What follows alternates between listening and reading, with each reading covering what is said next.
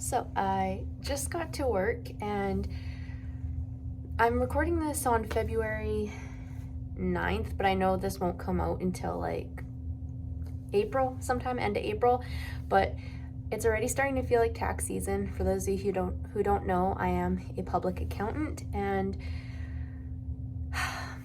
tax season is a lot. And I think this is my 10th or 11th tax season, and there's a lot of things that I would rather be doing than preparing tons and tons of tax returns, but we will chat about that today.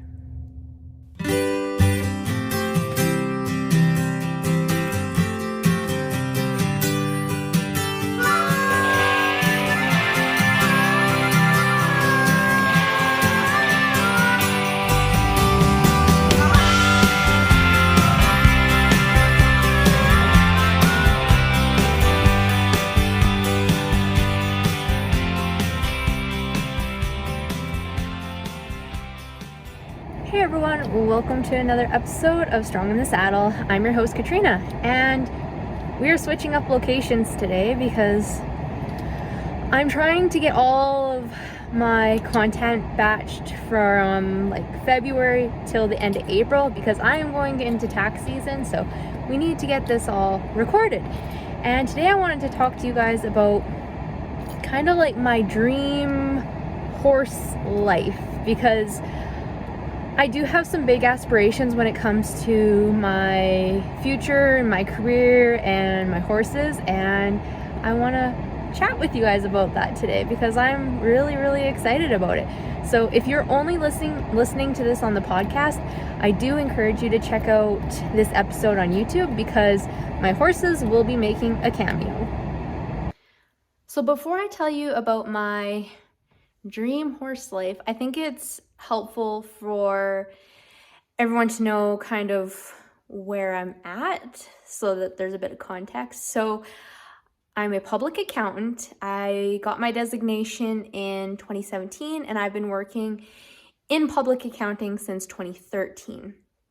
And public accounting is a double-edged sword. It is a blessing and it is a curse, because from May till January, it's great. It's very flexible. During the summer, I have Fridays off.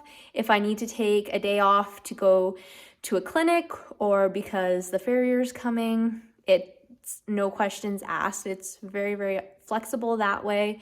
I have a very good employer, but it is a curse because of tax season. So during tax season, and I'll just use last year as an example, I worked 350 hours in March of 2022, and then another 350 hours in April. So I worked 700 hours in a 2-month period, which was not good for my mental health, my emotional health, my physical health.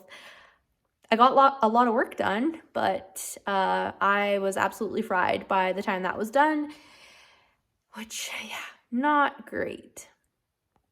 So obviously when I'm working that much, there is a zero room for anything. I do not see my horses other than to make sure they're okay, make sure they're not bleeding, make sure they're fed, and that is it.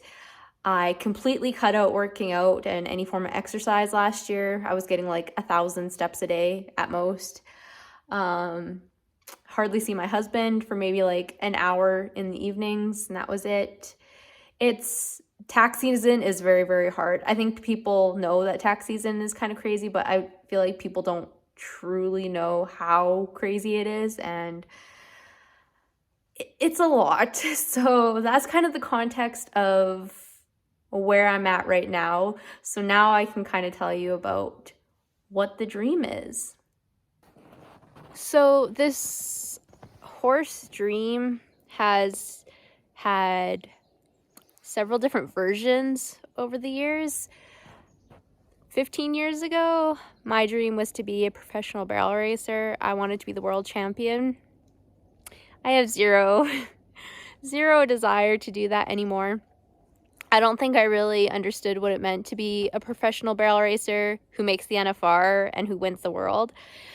And now that I know, it's not appealing to me at all. My dreams are a lot different than they were back then. And who knows, maybe they'll be different. I'm sure they'll be different 10 years from now. So what this dream is now is very much now specific and very much likely will change. So one aspect of the horse dream has to do with winter. So again, I'm filming this February 9th today, I think. We still got snow on the ground. We still got March to get through. April can be messy too. So one part of the horse dream is that I can ride continuously throughout the entire year. Because right now, I had to stop riding regularly outside. I think it was October 31st. So I've had November, December, January, and now February off. And then I roll into tax season, which is March and April, which means that I have 6 months of not riding consistently, which drives me nuts. So the first thing in this horse dream is that I would be able to ride consistently throughout the entire year. And that can look, I would say, one of two ways. One, it would involve me moving to Arizona in the winters, which lots of people here in Alberta do that. They go down to Arizona for the winter, so that's one option.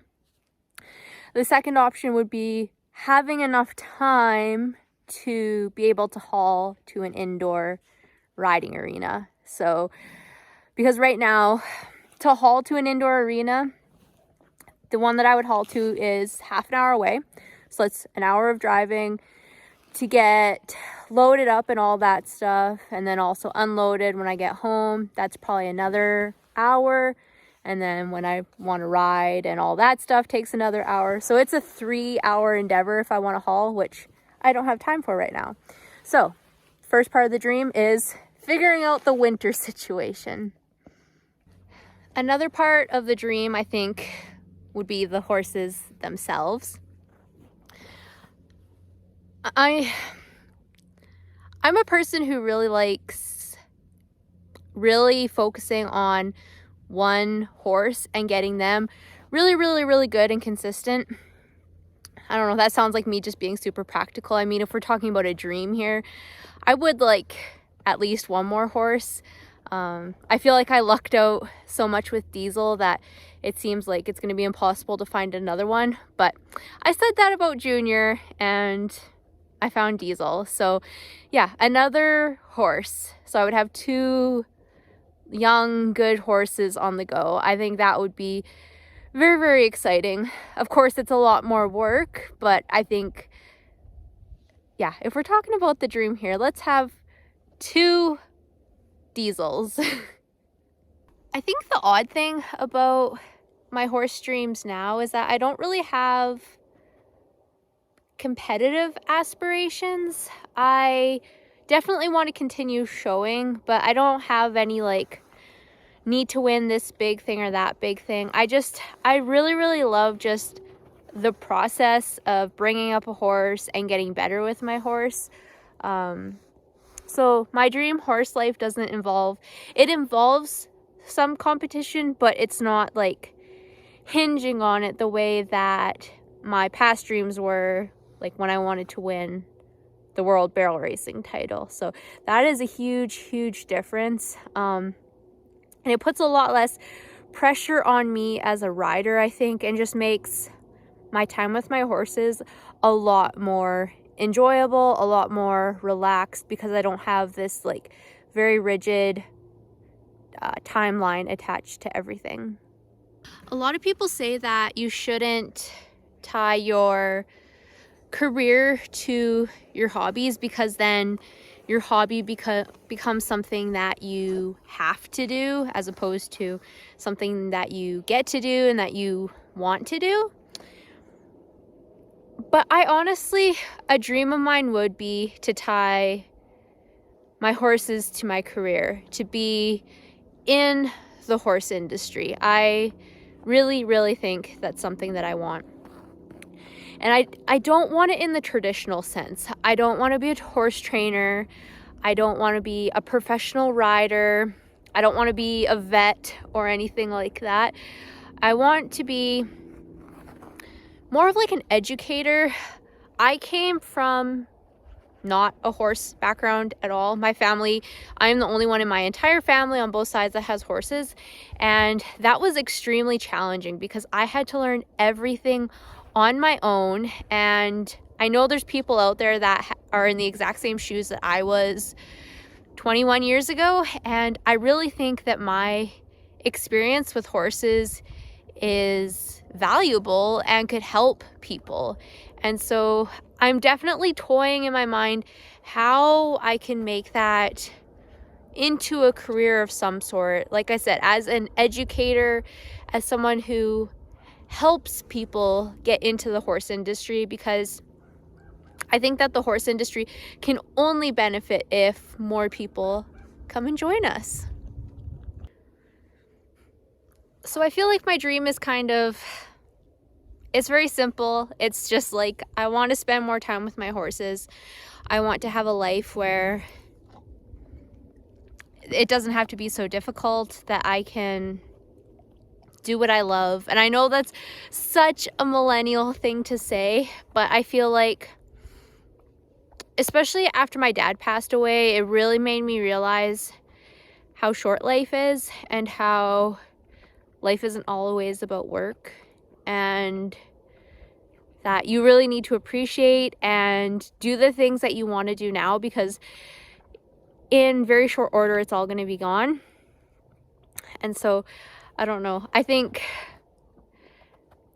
it's just stuff that I have bumbling around in my head and that I'm trying to sort out. And the one thing I do know is that I love horses a lot, and the more time I can spend with them, the happier that I'm going to be as a human being. So if I can do anything to spend more time with them, then I need to do that for my mental health, spiritual health, emotional health, all that stuff.